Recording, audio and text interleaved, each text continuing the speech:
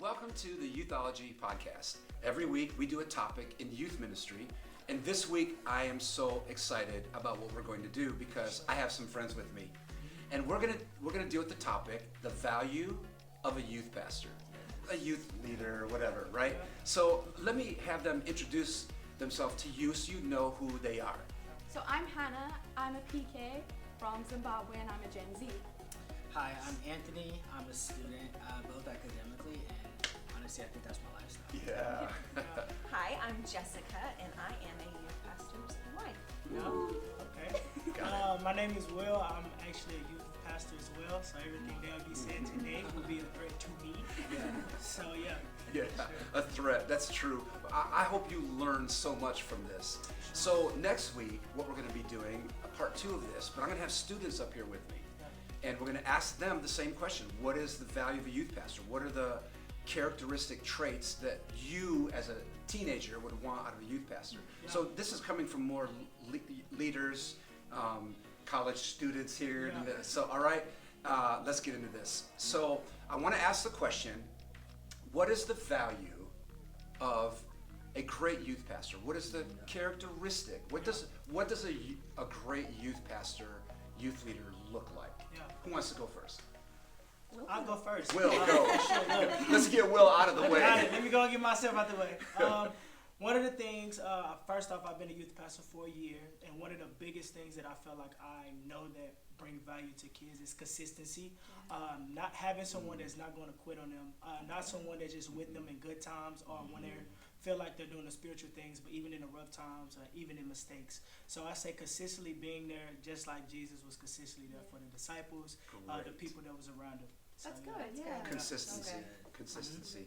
Someone else? I would say like authenticity, so showing that you are human, that you do have weaknesses, you do have struggles. Yeah. Because as teenagers, I couldn't look up to someone who was perfect in everything because I felt like I could never be perfect, Right. but seeing someone with flaws or something like Yeah. that was like, wow, you're human, I can be like that too. Yeah. Good. Yeah. Good. So I like that. authenticity. Yeah. Good.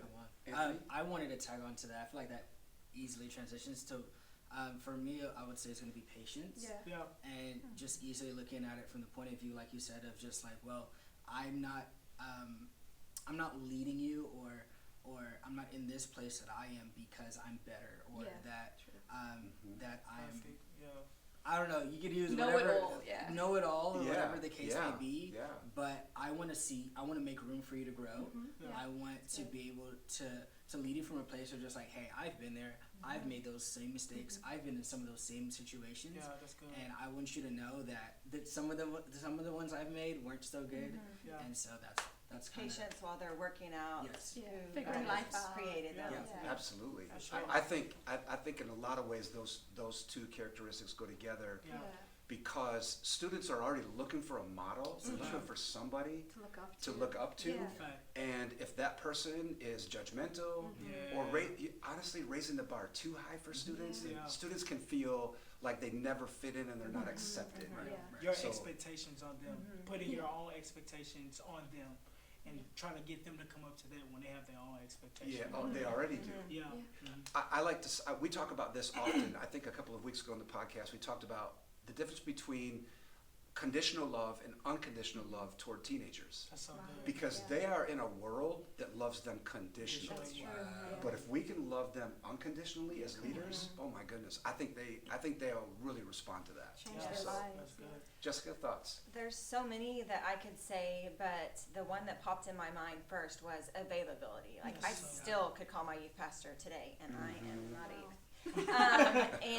And then just when I found being a youth leader, I mean, I have what I call my tiger babies, so you could call them whatever school that you're going Right. to. If your Yeah. kids are in, go there, meet their friends, like just Right. be available to the students in your kids' lives, the students in your youth group.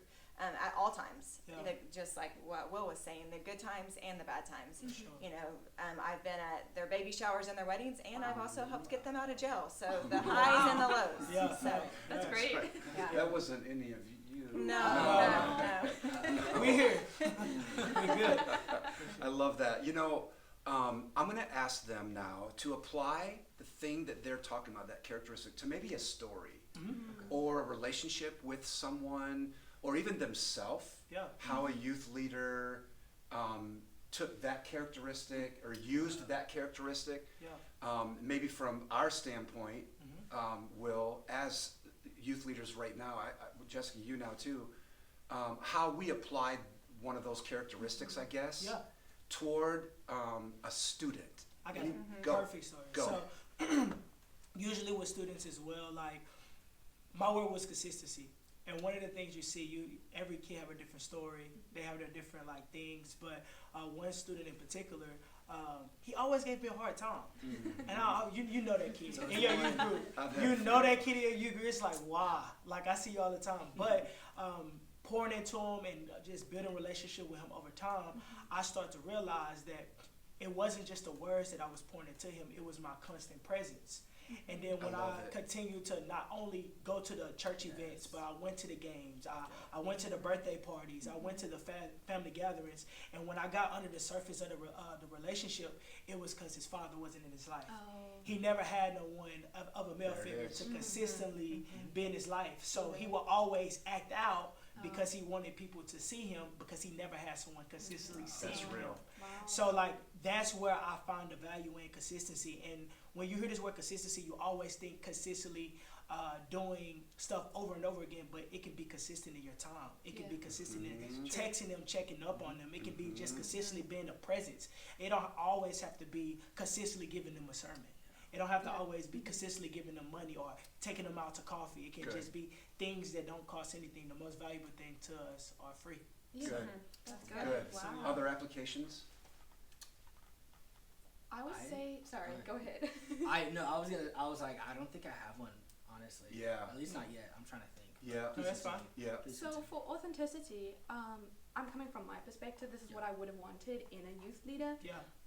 Is because I hold myself to a very high standard, and I feel that when I fail, I let everyone else down. So Yeah. having an That an makes authentic leader who shows like their shortcomings or their failings, Yeah, that's not so necessarily good. all the time because Yeah. Yeah. but Yeah. showing that you are human shows that the failure is not the end of the world. Good. Like you Yes. can recover from that. Failing doesn't mean ending; it means learning and growing Right. from Oh, that. that's- I remember a student came to me at a camp several years ago and was just like, and he was a PK Oh yeah. here in America, and he was just like, man, my life is terrible. He had just listed all the stuff that was going on. And I said to him, do you know, I did the same thing. Wow. Yeah. And he looked at me almost like, you? Hi, Right? buddy. I mean, you're the camp speaker, and Yeah. you, and I'm like, I can't even tell you all this stuff. Yeah. You know what I mean? Yeah, Yeah. for So, sure. Right. but that just gave us this, I gave him like the permission, I guess, or whatever, to be real with Yeah. me, because he knew that I had done the same Yeah, thing. Honesty. you can build a bond with them after that Yes. because It there's happened. no like lies in the way, or maybe not lies, but concealing of Good. Yeah. things. So And there's better yeah, connection. Yeah. That's so good because just quick comment on that. It's like I was just reading this thing about like Easter just passed away, and it was like when Jesus came back, he didn't show his resume, he showed his scars. yeah. And it was Great. like when you say Great. shortcomings Great. and stuff like that, like Great. people are attracted to your scars more Yeah, than your that's resume. true. That's it. Like your scars are more valuable to the world than it is your Good. resume. So He true. didn't come back and list off his miracles. He came back Good. and showed the piercings in his That's hands. good. Yes. Yeah. Reach, So- Pastor Will. I so- mean, don't really. That's Yeah. yeah. So, yeah. No, that's good. Jessica, thoughts? On availability, it's just that my youth pastor was always there. He was Big. he was at everything that we did, sports, of course he was at all the church functions, but he was at all of our functions outside of the youth group. He knew my friends, he came to the school cafeteria, he came to our games. I mean, he was at everything. So Good. We're going to wrap this up. I think if you could take all of these comments Yeah. and deal with the spiritual maturity of a youth pastor. Yeah. Yeah. Like, to me, I don't want a perfect youth pastor, but I want a progressing one. Yeah. Yeah. I want a youth pastor that at least has shown spiritual formation in their life. Yeah. And I love to ask questions like, what are you as a youth pastor doing for your own spiritual formation? Yeah. Not just the programming, not just putting together the youth service Yeah. or writing sermons or visiting schools, or I mean, there's so much to it. But what are you doing personally in your family, Yeah. right? In your marriage? What are you doing for your own personal spiritual formation? Here is a look from each of us, different kinds of things that we want in our life as a healthy youth pastor. Yes. Okay, so again, thank you.